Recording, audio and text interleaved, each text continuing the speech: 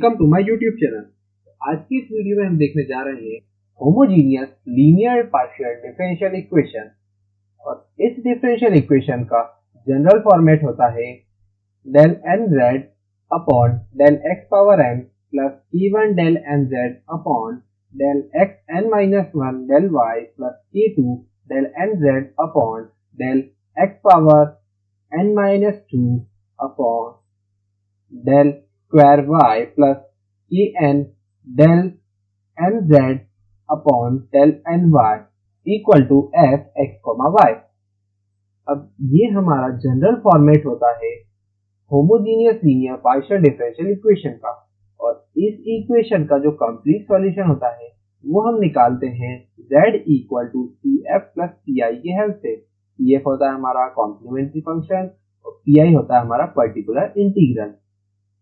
तो ये जो हमारी पार्शियल डिफरेंशियल इक्वेशन होती है, इसमें अगर हम cf और pi दोनों को कैलकुलेट कर लें तब हमारा जो फाइनल सॉल्यूशन है वो हम ला सकते हैं। तो हम आगे इस वीडियो में देखेंगे कि cf और pi दोनों को हम कैसे कैलकुलेट करते हैं। तो पहले हम देख लेते हैं कि cf को कैसे फाइंड करते हैं।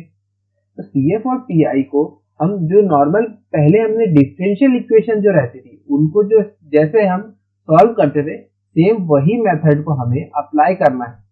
बट यहाँ पे पार्शियल डिफरेंशियल इक्वेशन में कुछ जगह जो हमारी स्टेप्स है वो थोड़ी वेरी करेंगी, पर बाकी पूरी जो स्टेप्स है वो सेम है। तो अगर आपको वो वीडियो को रेफर करना है तो प्लीज आई बटन में जाके रेफर कर ले।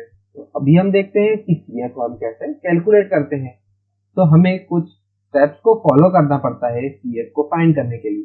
तो पहली वाली स्टेप है हमारी, जहां जहां पर डेल अपॉन डेल एक्स है उसको हमें कैपिटल डी से डिनोट करना है, और जहां जहां पर डेल अपॉन डेल वाई है उसे हमें कैपिटल डी डैश से डिनोट करना है। तो अब हमारी इक्वेशन चेंज होके हो जाएगी function capital D comma capital D dash into Z equal to function F X comma Y. Second point है, now we have to form auxiliary equation by putting capital D equal to m and capital D dash equal to 1 and then make the equation f m, 1 equal to 0। तो जहां जहां पर capital D है उसे हमें m से replace करना है और कैपिटल D dash को 1 से रिप्लेस करना है और फिर उसे इक्वेट करना है 0 के थ्रू। तो फिर हमें जो इक्वेशन मिलेगी उस इक्वेशन का हमें अगले स्टेप में रूट्स को कैलकुलेट करना है, और जिस टाइप से रूट्स होंगे उस हिसाब से हमें CF को लिखना है। तो तीन तरह से हमारे रूट वेरी कर सकते हैं, या तो रूट हमारे डिस्टिंक्ट होंगे, या फिर हमारे सारे रूट सेम होंगे, या फिर एक ऐसी कंडीशन हो सकती है कि कुछ जो रूट हैं वो सेम हो और कुछ जो हो वो अलग हो। तो उसमें हमें ये तीन कंडीशन के हिसाब से हमें CF को फाइंड करना है। तो उसके लिए हम तीनों केसेस को देख लेते हैं। तो पहला केस है कि हमारे जो सारे रूट्स हो वो डिस्टिंक्ट हो, अलग अलग हो। तो हमारा CF क्या हो जाएगा, तो CF हो जाएगा हमारा कि अगर हमारे रूट्स m1 m2 m3 है तो f1 plus CF equal to f1y plus m1x plus f2y plus m2x plus f3y plus m3x। इस टाइप से हमारा CF आ जाएगा। अगले केस में देख लेते हैं।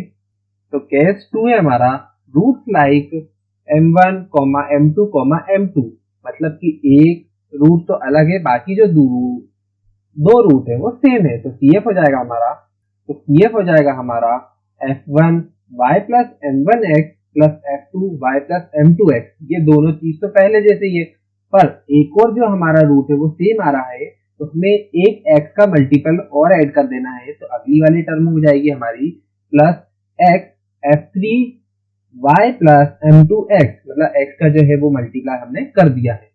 इसी टाइप से अगला केस होगा हमारा।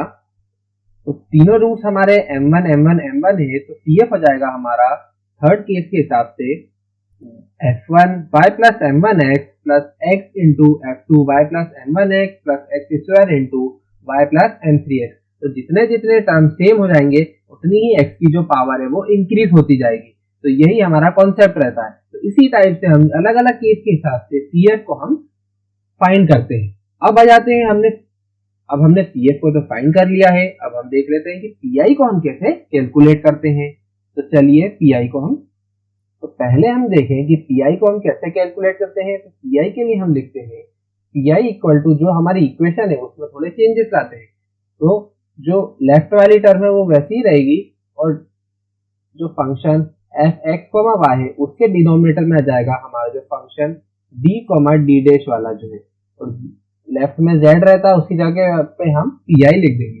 अब जो ये एफ एक्स कोमा वाई है इसके हिसाब से जो डिफरेंट केसेस बनते हैं उस हिसाब से हमें पीआई को भी कैलकुलेट करना पड़ता है। तो चलिए हम देख लेते हैं कि एफ एक्स कोमा वाई के हिसाब से जो अलग अलग केस बनते हैं वो क्या होंगे। तो वेरियस केसेस क्या होंगे। पहला वाला है कि जब एफ एक्स कोमा वाई 0 के इक्वल हो जाए तो जो हमारा पीआई है वो भी 0 के इक्वल हो जाएगा। इसी टाइप से सेकेंड वाला केस क्या होगा, जब हमारा एक्स कोमा वाई ई पावर ए एक्स प्लस बी वाई मतलब इससे मिलती जुलती वाली टर्म हमसे रिजेंबल करे तो हमें क्या करना चाहिए। तो हमें पुट करना है capital D equal to A capital D dash equal to B, और जब हम ये दोनों वैल्यूज को पुट करेंगे तो वो हमारा पीआई की जो फाइनल वैल्यू आएगी वो इससे फाइंड हो जाएगी। तीसरा केस है हमारा कि जो एफ एक्स कोमा वाई है वो हो जाए साइन ए एक्स प्लस बी वाई या कोस ए एक्स प्लस बी वाई वाली टर्म के हेल्प के सिमिलर, यानी कि वो ट्रिग्नोमेट्रिक फंक्शन को डिफाइन करे। तब हमें क्या करना है, हमें पुट करना है डी स्क्वायर की जगह पे माइनस ए स्क्वायर, डी डैश स्क्वायर की जगह पे माइनस बी स्क्वायर और डी इंटू डी डैश वाली जो भी टर्म आएगी उसकी जगह पे माइनस ए बी।